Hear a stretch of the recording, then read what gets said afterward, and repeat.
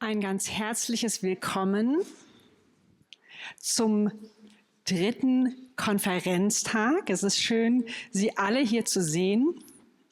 Ich hoffe, Sie haben gut geschlafen, die Eindrücke von gestern alle schon verarbeitet und Platz geschaffen, vielleicht für die Neuen, die heute kommen. Es wird nämlich nochmal ein ganz voller und spannender Tag. Das kann ich, glaube ich, schon versprechen.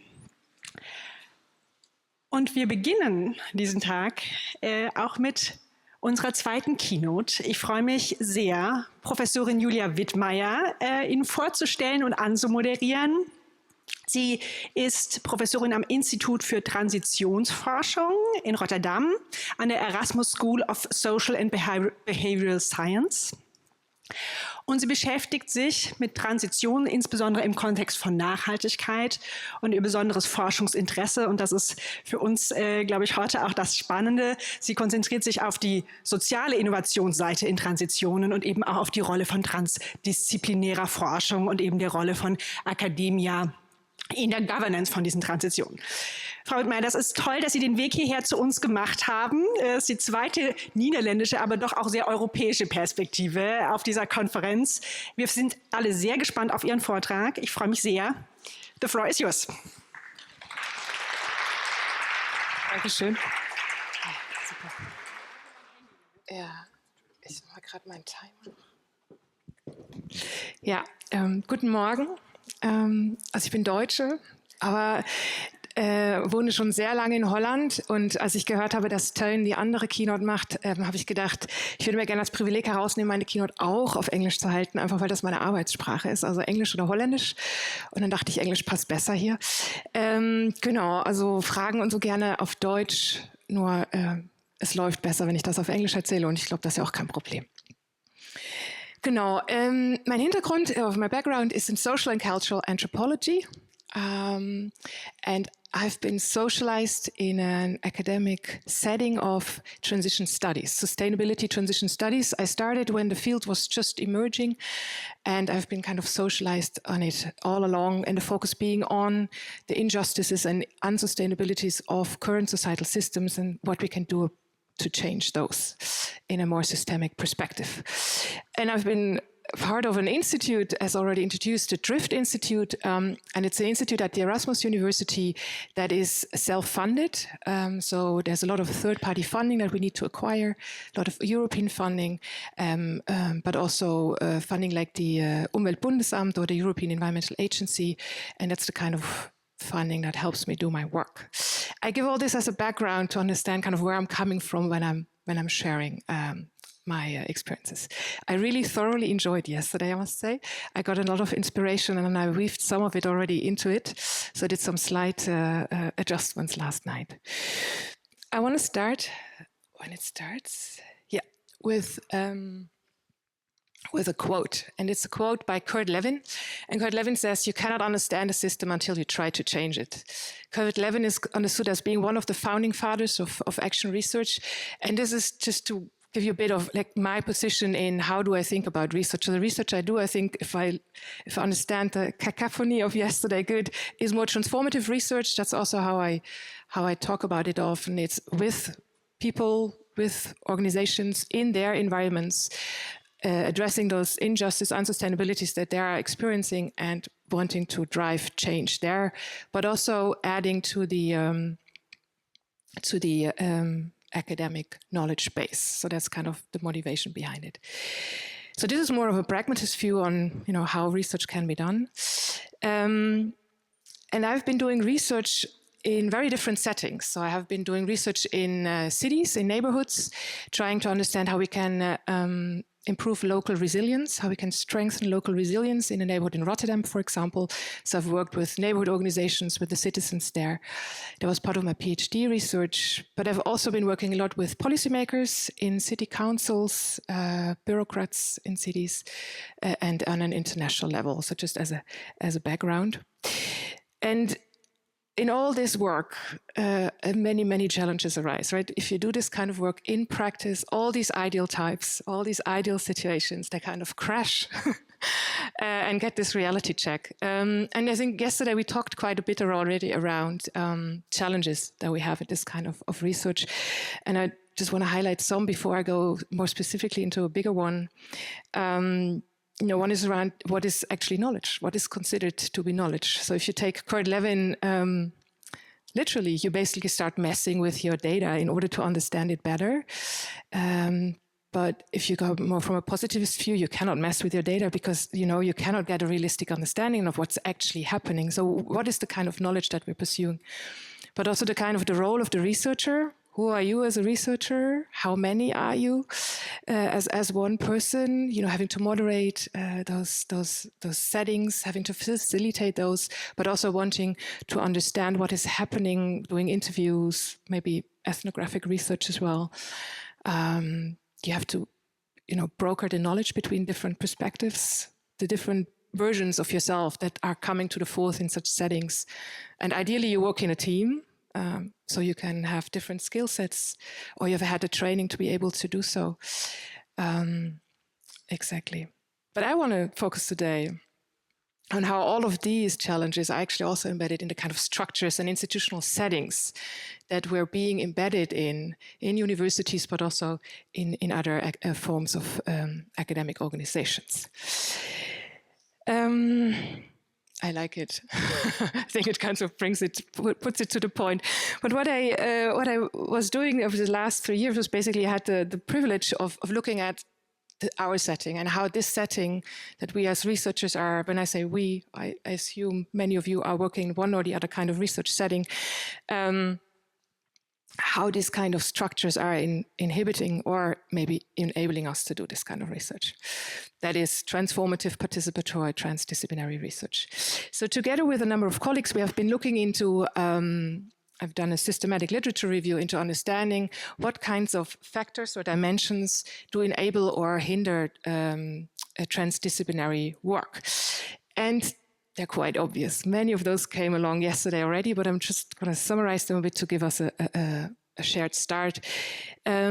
It's around institutional culture and organizational values, and that includes questions around what is science? What is it that we are actually doing? What is this about? What's the purpose of it? What's the purpose of a university? What is it? What does it base it on in terms of values in relation to society? What are the organizational structures that follow from these or express those values? For example, being divided in faculties. It seems like a natural law, but is it? And how does it actually hinder us if we want to address societal challenges that do not adhere to these silos within which knowledge is being developed? So what is the kind of inter-organizational collaborations that are being possible? I know there's many examples of those, but are they actually resourced? Are they being put on the same pedestal than these faculties and the deans are, for example? What's the leadership? Talking about those deans, they're very powerful in the Dutch system. How do they express their values and their type of the kind of knowledge and knowledge production that they're standing for through their leadership skills? Are they helping you to compete against one another? Are they actually trying to create a team to collaborate for the sake of knowledge production? What is it and how do they do it? I was thinking about Teun. He said he is to become the president of the STS Society. So that's really one of those questions. How is he gonna? And I full trust in him. How is he gonna take this leadership role and also creating structures that then help to do this making and doing of STS research? Training has been mentioned quite a bit yesterday. Are we actually equipped? And when we say training, we always kind of tend to think about early career researchers, but I think all of us, on a continuous basis, if we do this kind of research, how is it embedded in our teaching and curricula? Is it possible to include societal partners in your lecturing, in your course design, basically? And of course, funding. Do we have funders in the room? Somebody working? Yeah. Hi. all the thing on your shoulder, putting all of it on your shoulder. It's a huge question, and it gives a lot of the framework conditions within which we are competing. We said it yesterday. It was around now transdisciplinarity or living labs is the thing to do. So everybody puts it in their proposals because this will gain them the contracts. And also sustain them in their living. So it's not condemning anybody to do so, but it's just also like, how does actually funding have these kind of consequences? And the last is the reward structures, but I think this says it all, so I'm not going to go into that. And what we did at the Erasmus University was looking into how are those researchers at our university that are doing this kind of engaged and transformative research, how they're dealing with this, with the fact that they are in such a kind of unhelpful organizational setting, while at the same time the university says that they want to create positive societal impact. That's the strategy of the Erasmus University since 2019. So how do they kind of dance this limbo? And there's basically two ideal type strategies that they use. On the one hand, it's researchers that are pursuing academic excellence and take the research output to then communicate that and disseminate it to a wider public, to those that they are being targeting, that those who could make use of this knowledge, right? You can think of writing this really cool blog, doing this TED Talk, doing talks at ministries in a lunch lecture, or making a comic. I saw a really nice comic yesterday. So this is the kind of things to do, but that's basically after the fact. Or is it about engaging societal actors in your research and already kind of contributing through your research process? And this is a bit of a dichotomy, and it's on purpose. But all of us, I think, as we are here in this room at least, are engaging on that continuum and in different kinds of activities on that spectrum. But it's not only about how we play the system, which we, the longer we're in it, can do much better or get increasingly better in, but also how is it being experimented with within institutions, within universities? How do they kind of trying to innovate themselves, right? We had, there's this one session yesterday was on Schnittstellen management. I think that's one of these kind of innovations, organizational innovations that are being done. And it's a similar kind of innovation we have done at the Erasmus University. And to not dwell more on problems, I would like now to share what we've done and also trying to experiment with how can it then look like if it looks different? What is that then? And there was this also yesterday, this really nice session or talk about prefigurative sociology. So trying to do in the now already as if the future would be here. So act as if you like, prefigure the futures. So this is the strategy document of my university, creating positive societal impact. It lasts for another 3 weeks. And then we're going to be strategyless for 8 months until the new strategy comes in September 2025. I can talk to you about that in a coffee break, but I cannot do that when I'm recorded. For this strategy, basically, it was done with participation of staff. And one of the things that emerged was the Design Impact Transition Platform as one of the strategic initiatives. So every strategy at this university comes with a budget that then can be put into strategic initiatives that help to fulfill the strategy. And this Design Impact Transition Platform was basically a platform, cross-faculty platform that tries to empower radically new ways to do research, education, engagement for a just and sustainable future. That's the kind of slogan. And I've been involved in this platform for the last 3 years, allowing me to act and research my own institute. Because what we did, taking our own transition studies theories as a background, we said, okay, let us do this platform, but let us also see it as an institutional experiment, as a transition experiment. And transition experiments have the idea that they have a societal challenge as a starting point. So the challenge would be that the current ways of how knowledge is being produced are not sufficient to address the persistent problems that we are facing as societies. So what's the kind of direction that we want to try out is how would academic space look like that makes really space for transformative academic work in education, in research, but also beyond that. And what we did then basically was doing action research on ourselves, saying, okay, if this is where we want to go, how do we do this? And we put up a research question, and what we used is a method that's called reflexive monitoring. Does anybody know it? Anybody heard of it? Yeah. Yeah, I love it. Gonna make it's how it's called, the Werbeblock. It's a method that has been developed by Barbara van Mierlo together with colleagues of Teuns from the Athena Institute, and it's really interesting method to use if you have this kind of experimentation processes ongoing and you want to help them keep to their transformative ambition. So if you have the ambition to change the system, I'm going to keep you to it. If I'm your reflexive monitor in a way, I'm going to be critically supporting you in doing so while you are in the process of doing, rather than having kind of monitoring or evaluation after you're done and you cannot do anything about it anymore. So you mess with your data, basically. The idea was that this would be our process. So we started kind of into it, building the boat while sailing it, trying to come up with structures with our experiments within our experiment. And in 2023, we would then go into imagining how this future university would look like. And in 2024, we would be dancing with the deans. So that was really our hope. And the dance as a metaphor of, old and new structures kind of following maybe new rules as well. The spoilers, we didn't. We invited them, they didn't show up. So much. The platform will end at the end of the year, while we had hoped it would be continued, basically, which was kind of talked about at the start, but didn't happen. So this is also kind of sharing. Not sure it's a failure. Somebody said last when I presented this, like, oh, it's so cool, you're sharing failures. It partly feels like, okay, we failed, but it also partly kind of feels like, oh, we need to persist. It's the power challenges that are just not solved within 3 years, right? So I'm going to talk about both, what worked and what didn't work.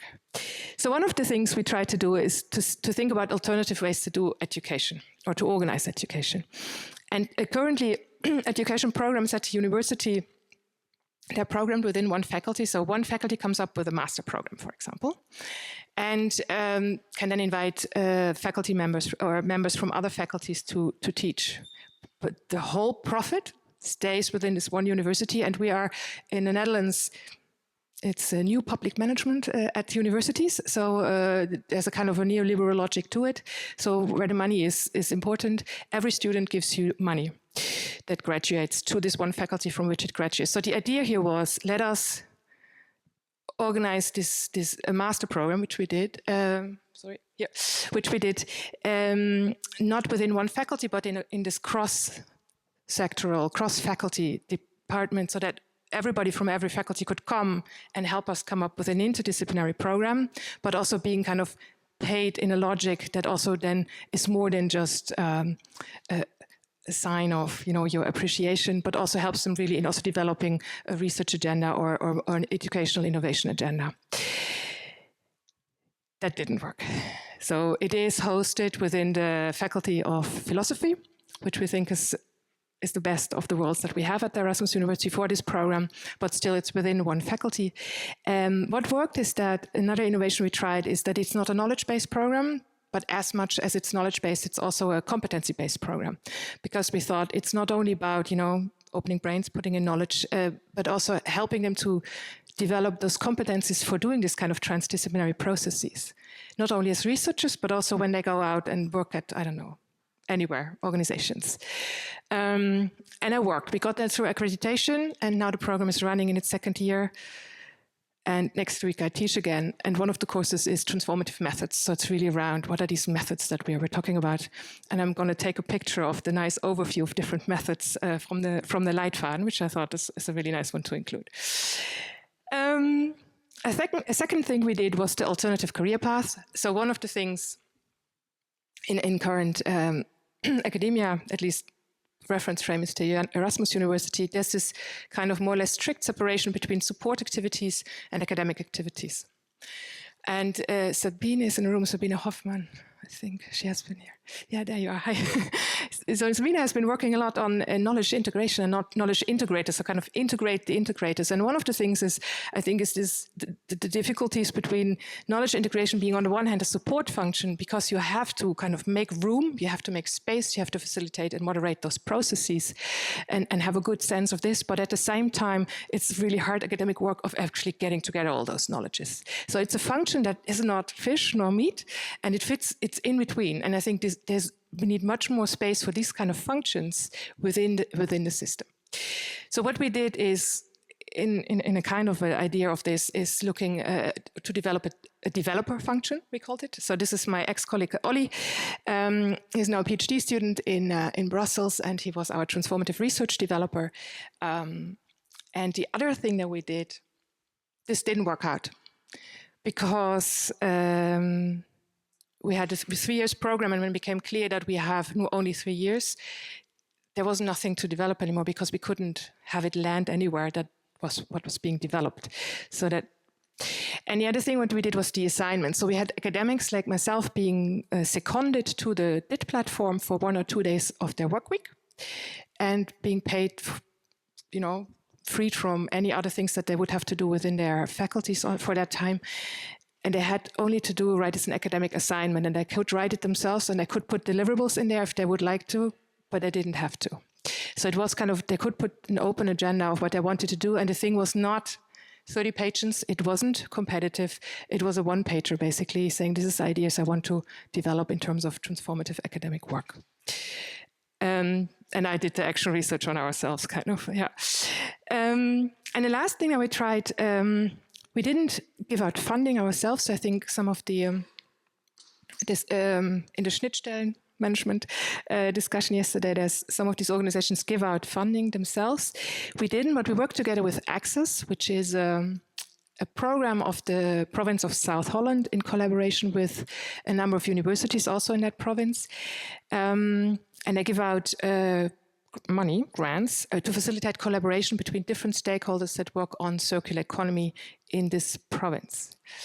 They don't have calls, they don't have criteria, they don't have deadlines. But if you knock on their doors, they're going to start talking to you. And we called it engaged funder at the end, because what is it that they are actually doing? And this is kind of different ways of how to do funding and kind of getting rid also of the competitive element, for example.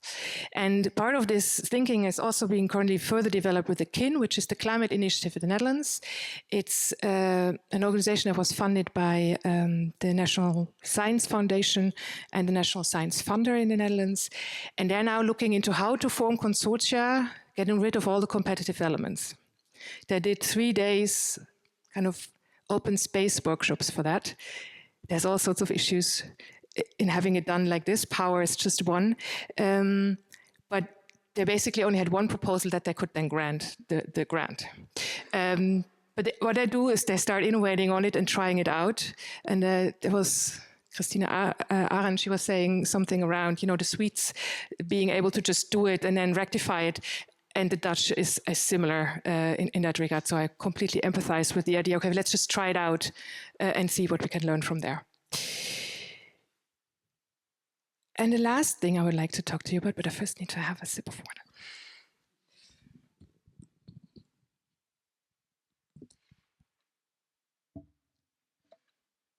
Are the ethical dilemmas that we are facing, or dilemmata that we are facing in this kind of research. And they came along in one of the sessions yesterday as well. I'm just going to talk you through some of them, right? Are these the appropriate people to work with? Are these co-productive spaces safe and inclusive? For whom are they safe and inclusive? How can I prevent study results from being misused? What is misuse meaning? Do I actually want them to be instrumentalized by certain actors rather than by other actors? Am I a scientist, an accomplice in some other agenda? Am I an activist in what I'm doing here? Are we asking our collaborators too much of their time, efforts, inputs, and give them too little in return? Am I thus a kind of a profiteer of that collaboration? And how do I work with diverse societal actors as taking the stereotypical white, cisgender, heterosexual male? Is the problem actually the problem? And for whom is it a problem? Or for what is it a problem? And so the question also, are we working on symptoms? Or are we getting through to the kind of real power issues, usually hegemonic issues that are at the core of it? When we have this kind of dilemmata, where do we turn to? Just giving you a second to think about what is it that you do. There's this institutionalized way of doing it. One is guidelines. Leitfaden, Leitlinien. I learned there's a difference yesterday. But in the Netherlands, we have the Netherlands Code of Conduct, and it comes with 5 principles. And I have to sign it every so and so many years to show that I still know about it and that I adhere to it. And there's also in the Netherlands, I'm not sure about how this is currently in Germany, we have to undergo ethical review processes for our work. So we have to submit, when we have gotten the money with a research proposal, we also have to submit it to ethical review at the start and get approval. But when you look at this, at these different principles closely, one of it is independence. And independence basically means, among other things, that you don't allow any of your research process, of your research design, being guided by non-scientific or non-scholarly considerations. Now think hard. Yesterday there was at least one session where I said, yeah, and then we co-produced the research questions and all of it. So this is at odds with the kind of research that many of us are trying, or not trying, we're doing it, right? And I signed this thing, so it gives me a real dilemma. I've heard that colleagues are about to, there's the kind of a process of adapting it, so we hope that this is getting a different kind of feel to it now. Where else can we turn to if these kind of documents don't help us further? No, we could turn to ourselves, like, what is it that I value? What do I think is important? For what do I feel responsible? Which purposes do I want to serve? You know, what is it that I put up? How normative is it to do it like this? And is that then the impartiality that is holds so high in research? But is it anyhow possible? Another thing we do is we start formulating peer principles and peer practices, right? We are trying to help ourselves because all that is there is either not sufficient or, you know, how much can we trust ourselves and others in their just personal judgment. And yesterday, I just want to make Werbeblock.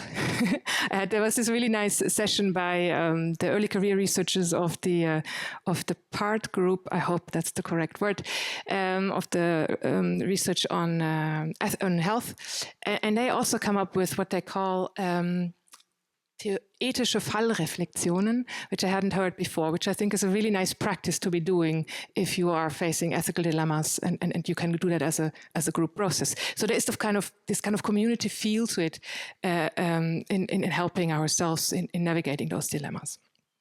And there's, of course, I don't know whether philosophers are in the room, there's all sorts of philosophical ethical theories around on that could help us guide in these considerations. Still, there's many of us who feel like still ill-equipped kind of doing it. And why is that then the case? So together with colleagues, we engaged in collaborative autoethnography, which was a really, really nice exercise to do. It's kind of similar, I think, to what the early career researchers did. And our attempt of explanation is that it is, there are competing reference frames, which makes it so difficult. So which one do you prioritize? But also the other is, when you are doing participatory research, it's kind of place and time bound. So you are in this moment and somebody tells you, why didn't you include these people into the process? And you have to act on spot, in situ, at that very moment. There's no ethical guidelines that can help you in that. You cannot, say, pause, let me look it up. So there's a kind of actuality or reality to it that you cannot, ignore. So what is it that we then think is the way forward? And one of it is really considering research as a craft. So Germany has, of course, a huge tradition of craftsmen and women. And also research as a craft, especially transformative kinds of research, and thinking of it much more as something that you learn on the job, rather than, hey, here's the setup and you go and moderate and this is how it works. But go and learn it on the job and work with those together who have some experience with it and can help you with the ins and outs that are so difficult to write up in all those Leitfäden and Leitlinien. And then when you do so, this the idea, you develop these action repertoires, right? Like how to do it. But you can also, that's the hypothesis, develop ethical repertoires around, how to behave in an ethically sound manner. And then from there start into going into improvisation on the topics, on those repertoires that you have being developed. There's this really nice work by Lisa Malky on improvising theory, and she says it's like playing chess, right? You have certain kinds of repertoires, and then you go and improvise on it. But there's also this aspect of critical reflexivity as a process, basically helping us to navigate and to keep it being a process rather than a one-off thing. And the idea is that this would enhance practical wisdom and in individuals and community. And Guido Canicli has written nice around this, also in action-oriented research. So what we then did was engaging back with the philosophical commitments of what transformative research values, what kind of knowledge it aims to produce, but also how it's being done. So going back to these philosophical considerations of every research paradigm, going back to these very difficult words of axiology, ontology, epistemology, what is it? We had it in the master's, we had it somewhere in the PhD, but then we kind of, now we don't need to bother with it anymore, maybe. But just going back to asking all these questions and coming up not with principles, but with just questions that help us navigate. And I could stop here, right? I could say, we pause it, we help each other, all is fine. But my topic was about how can institutions help us in doing so, right? What would be the institutional environments that would help us in this critical reflexive process and support us in gathering this kind of repertoires, gaining the repertoires. So what we did is we continued our research into talking to the ethical review boards of the Erasmus University, both through interviews but also through workshops to find out how do they actually evaluate those kind of transdisciplinary research? What's the kind of issues they run into as having to say this is good or not in terms of research? So they came up basically, we're still analyzing the data, but there's like two big streams coming up. One is around considering ethical review boards and ethical review processes as something around reflexive accountability, considering, it's the responsibility of the researcher to get acquainted with those principles, with these ethical guidelines, and then the ethical review process is just an accountability process to help you learn more about those principles. Or, and that a bunch of others of that group said, no, it's much more accountable reflexivity, where it is that the responsibility of the researcher to be reflexive, like this ongoing critical reflexive process. And the ethics review process is only a dialogue opener. So it's not the one closing it. It's not a one-off, but it's kind of opening up that discussion. And we're now kind of in a discussion with them, continuing action research, while I not have funding next year on this. So I'm still to see how to do this, but seeing how we can move forward from there. So at the we're looking into at least kind of seeing whether we can set up a transdisciplinary ethical review board so that those people judging are people that know. And in doing so, make it better. But we're also looking into whether we can make it into a process rather than a one-off. Some discussion with the secretary of the ethical review boards. But there's also this whole idea, which I like a lot, which is interesting, is the community guidelines. So now it's us as researchers kind of coming up with our own ethical guidelines of what we consider good research. But what about asking those communities that we're actually working with? And that's what's happening, for example, with the Native Indians in Canada. The communities say this is the kind of guidelines that you have to adhere to if you want to do research with us as community. And it just turns it really around and makes it a really different power balance in this kind of research settings. And I close here. I saw the look to the time. But I wanted us to remind us that it's us, we are kind of co-producing realities, right? Not only realities out there, also realities within ourselves and within the settings that we are immersed in.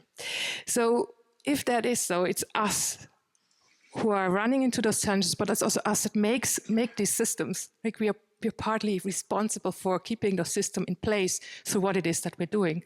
So I want to come back to what the point that Teun made yesterday that got me really was about infrastructural scholarship, he called it.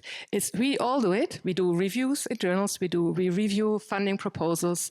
We are asked for all sorts of committees. So if we do it, let's make it explicit, a deliberative attempt to also change the surroundings that we're in and find each other in doing so and learn from one another on how it is that, this worked and this didn't, for example. So it's kind of a call to action for you to action research your own environments and make them change. Thanks a lot.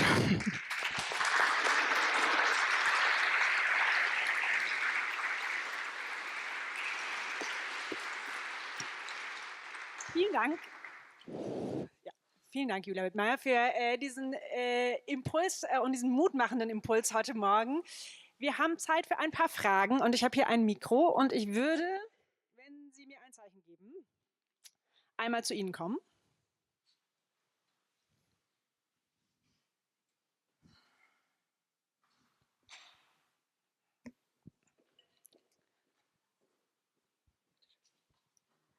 Thank you, Julia, for this fantastic presentation. Just a tiny question.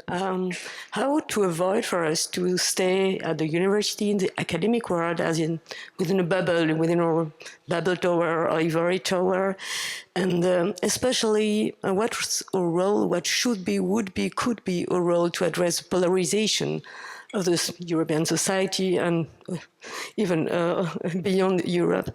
And we know, all of us know that it's increasingly growing, increasingly polarizing, and therefore there is also a role for, so how does the academic world can potentially address this core issue or challenge? Yeah, so I know this sounds rather navel staring. One of my ideas behind it is that if we unlock some of the power that we have through unlocking the kind of structures we work in, we can do more of this kind of work without having to explain, excuse, legitimize us the whole time, which costs quite a lot of energy. So that's why I think some of the navel staring is really important. And I'm with you in how do we address these polarizations? Yeah, so I'm going to go back to the prefigurative sociology I heard yesterday about Franka Schäfer, I think was her name. And the idea of, just go out, find different methods and start talking. I'm actually living on the countryside in a village of 1,200 inhabitants, and I live back in Germany again. And it was hard coming back. There's a lot of people voting in ways that I wouldn't vote, talking in ways about other people I wouldn't. But just being confronted with it rather than staying within our bubble kind of, on the one hand, helps us understand where these people come from, but on the other, also find ways to connect.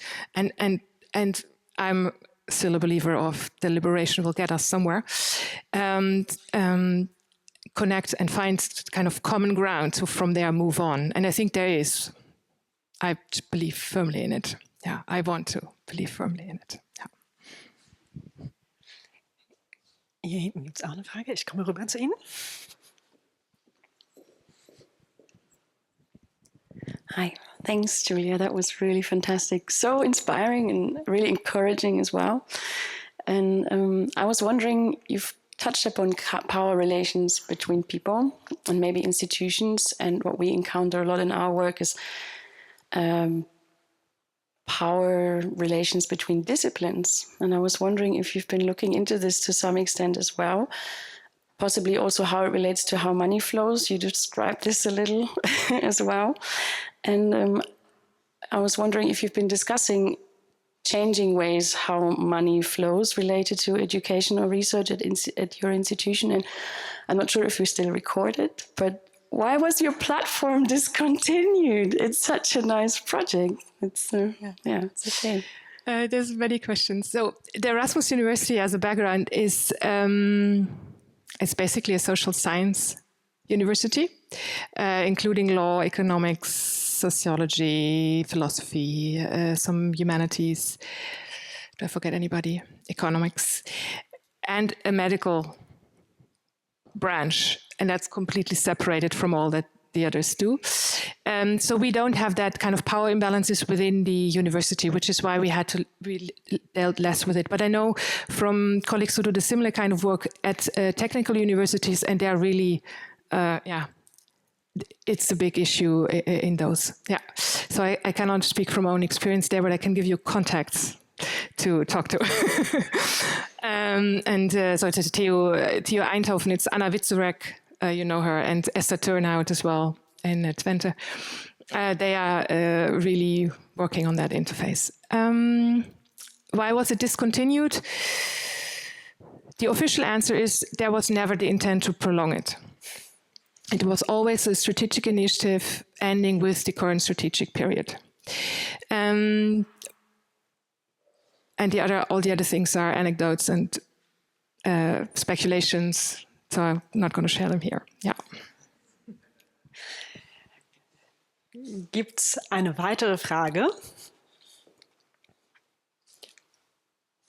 alles klar. Yeah, first of all, thank you for your presentation. I also think that, you know, these ethical dilemmata, they are quite important on all levels where academia is happening. And my question is, rather practical. I'm asking for a friend. When we are thinking about research on PhD levels, as you said, considering all these ethical implications and asking all these questions certainly is a question of resources as well. You know, how many of these research of these questions, how many of these considerations can I cover in my individual PhD research? Where do I don't know, draw a line of a system? What can I integrate into my research without making it like hypocrisy or just a superficial statement of, yeah, that's important, but I cannot address that in my research. So how to do that? Is your supervisor in the room? No, that's a pity. I think if you go back to the idea of research being a craft, I really think it's about finding those people that help you with it and that shield you from some of it just because you are in the process of learning to do it. And that's why I think training is not only important for early career researchers, rather it's important for all those who are early in their career of doing this kind of research. And that includes supervisors. So I'm really into supervisor training as well. And that seems to be difficult because they have all sorts of responsibilities and no time. But if they take their job as supervisors serious, then they should. Yeah. I cannot say more than that now. But I think it's not only up to you. It cannot be. Ja. Ja. Wunderbar, Julia Wittmayer. Wir sind am Ende dieser Keynote und der Diskussion. Wir gehen, ich sehe, es gibt noch eine Frage, eine kleine hätten wir noch. Hast du nicht gesehen? It can wait until the coffee break. Okay. Talk to you. Oder ganz schnell, ich sehe es noch nicht, Sie müssen einmal die Hand... Was it? Ja, das glaube ich nicht gesehen, sorry. Yeah, I'm not sure if it's a quick one to answer, but thanks for the insights in your institution. And I found it quite interesting that it's in the ethical review board. It seems to be the area that you have come the furthest in the insights that you gave us. So I was just wondering, because I partly observe and am part of similar efforts in education and or this navigating this intersection between supporting research and doing this as a researcher. Why is it so hard in the institutions to do some trans action in those areas between the faculties and or between this? Is it administration? Is it research? That was my question. Yeah. In the Netherlands, it's also because the faculties are very autonomous. So there's the central university, and then the rest are the faculties, and they have really a lot of autonomy in all sorts of decisions. So everything that comes from central, including the strategy, that comes from central. It doesn't. So each faculty comes up with their own strategy next to it. They should connect. Full stop. And but there's a lot of competition in terms of resources on where to go and which agenda to prioritize. So I think that's part of the answer, at least in the Netherlands. With the ethical review boards, I think we did come furthest. Also, I have high intrinsic motivation, which is of course not a good reason, but also that it is partly being done by researchers themselves. So it is kind of Selbstverwaltung, if you like. It's being done. I think therefore it's easier to change. So there's not so much that the dean loses power in order, That's, I think, part of it. The same we have with the exam boards. So also there's some movement around, we need different kinds of exam boards especially in the philosophy department, if what these students are doing are action research graduation projects rather than a philosophical thesis, right? They need to be completely differently evaluated. So there's also a movement there, but it comes from putting these kind of realities on their footstep, and they have to do something with it. So keep on experimenting and putting this stuff on their footsteps. On the front of their doors, basically. Sorry. Das nehme ich gerne auf als Schlusswort. Vielen Dank. Wir experimentieren weiter. Vielen Dank für diese Einstimmung in diesen Tag, Julia Wittmayer. Vielen Dank, dass Sie hergekommen sind. Ich würde sagen, nochmal einen großen Applaus.